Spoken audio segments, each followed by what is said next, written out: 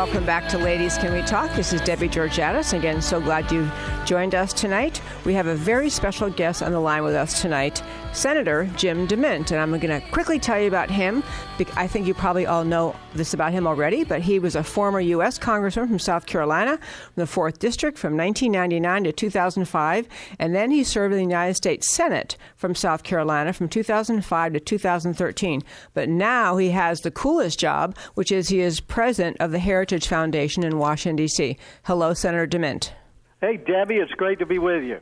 Great to have you. Thanks so very much. Well, as you know, because you've been on this show a couple of times before, I talk about Heritage Foundation a lot because I'm really, really grateful for the work Heritage does on many issues in actually thinking through substantive policy answers to very serious questions that are premised on or based on a conservative approach to government. So just love it.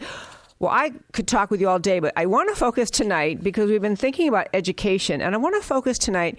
There is something that's talked about education circles as another vehicle to give parents more control over the choices they have available to them for their children's education, and they're called ESAs, and I believe as educational savings accounts, and Heritage has been supportive of those. So I'm hoping you can start by telling our listeners what that is. Well, Debbie, I think it's one of the most exciting things that we've worked on in years.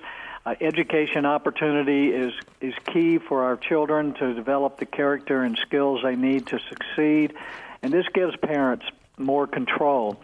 What this is, it's publicly funded education savings accounts that allow parents to not only choose a particular school, but a combination of schools, homeschool, tutors, special ed, that the parents can put the education together the way they want. They can go to a parochial school, a Christian school. They can hire tutors on the side.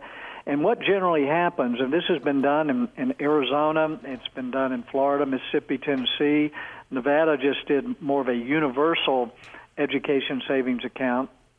And so the money that's about 90% of the money that they normally spend on a child is put in an education savings account for the parent, and the parent shops for the education they want. They can go to a traditional public school if they want, but if they don't spend the money in 1 year, Debbie, it just rolls over to the next year. And states like Arizona that have been doing it for a while, they have kids who are now in college that are going to college on leftover funds from education savings accounts. But it's a way to give parents complete control. States actually spend less money, and it's really working well in a lot of about 5 states now. And we're in Texas working with the Texas Public Policy Foundation, folks from Heritage and the Friedman Foundation, because if there's one thing that Texas has not done better than other states, it's education, and Texas actually has one of those systems in the country where they pay as many administrators as they do teachers, and it's just not working as well for students as it could. So we're really excited about it, and we want to be all the help we can be so that parents get to put together the best education for their children. I love this concept. I love parental control over the choice of school that their child has, especially as contrasted with systems where we've had in the past where essentially child attends a public school based on their zip code, and that causes many families to have multi-generational poverty because kids attend less than stellar public schools. They just don't even get a start in attending a school that's going to help them get on track to be successful in life. So these ESAs are available to people, and in fact, they're helpful to people, especially with lower income areas. Is that right? It's true. It actually helps the poor, the minorities, the folks who are in failing schools. And the great things about it is once a lot of education providers know that the parents in this, maybe it's a low-income neighborhood, the parents have this money in their accounts, what we're going to see is more and more education choices develop real close to their homes. So different from kind of the old school choice idea where you would just bus or drive a child to a school way away, this is going to allow a lot of technology. There's so much now available virtually, and if parents were buying computers for their children to get courses online, education savings accounts would pay for that. So we can go back to community schools where parents and students can be close, and a lot of new technology and new facilities are going to come to where the children are rather than the children having to go out to some school that's a long way from home. What is the policy answer to the argument that you often hear against ideas like this, that you will have parents who are attentive choosing better education for those kids, for their kids, better schools, using a program like this, and that this will cause the poorer schools, the poorer performing schools, and the parents who aren't as involved, it'll cause them to decline, that the good students, the good families will leave, it'll make the public schools worse. What's the answer to that? Well, Debbie, the good news is 10 years ago we couldn't argue with that. Now we've got the data because, first of all, more choices in education has proven to help public schools in almost all cases.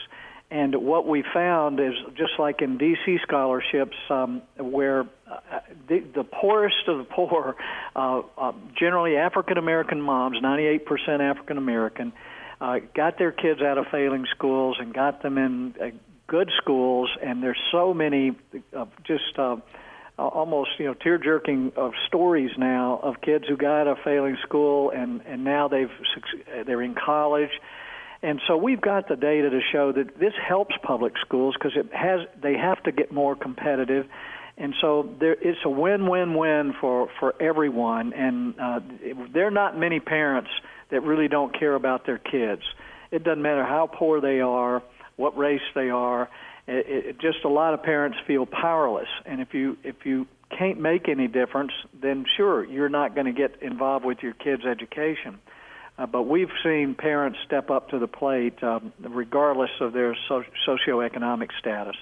I just love that you're saying you have data that shows that, because I think there's always in the argument about, or the effort that many people from both sides of the aisle and all across the spectrum in America would agree that improving education, especially for poorer children, is the best avenue, the best ticket out of poverty toward prosperity, toward joining the fabulous American economy and American dream. And it has some of the times these efforts to do things like this are bogged down by arguments that somehow this isn't going to be fair to the poorer schools, this isn't going to be fair, it's going to hurt public schools. And I think a lot of those arguments come from teachers' unions, not big in Texas, but other places, who argue against it. The teachers' unions will attack this. The people that are vested in the status quo will attack it.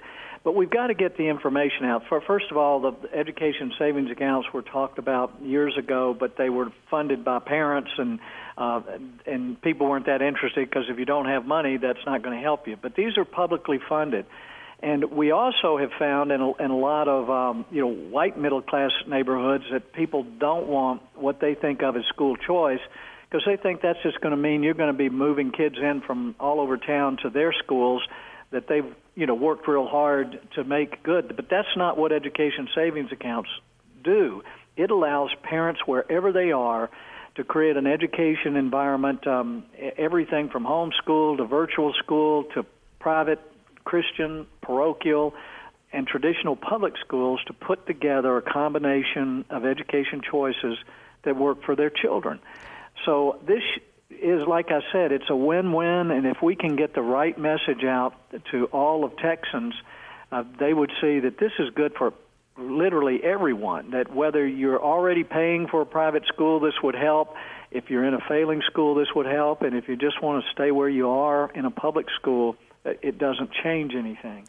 So hopefully, unless the teachers union get there first and scare everyone, that we can get a lot of state legislators and your Speaker of the House, and I know your governor will support this, but we've already got a good contingent here, and we're going to be working with a lot of people in Texas, because the reason it's so important to us at Heritage, and we work on a lot of national issues, if Texas does this right, it could fundamentally change education opportunity in our whole country.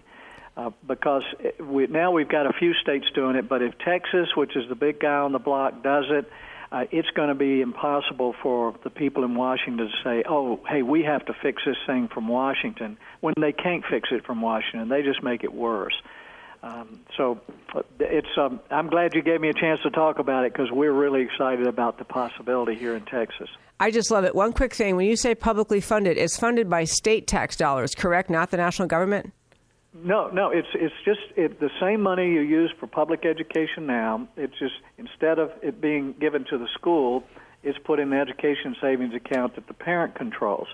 And so what we've seen is the states aren't spending any more money, but the money is just following the student. Love this, love this. We are coming up the end of our show. End of our segment. We're speaking tonight with Senator Jim DeMint, the president of Heritage Foundation. Will you quick tell our listeners where to go to learn more about this on your website? Well, please go to heritage.org, and obviously we'd love to have people come into our sites, and the dailysignal.com is our daily news source, which I think a lot of folks would get something out of. But, Debbie, thanks for the opportunity to share this idea that I hope will help Texas a lot. Thank you, Senator DeMint.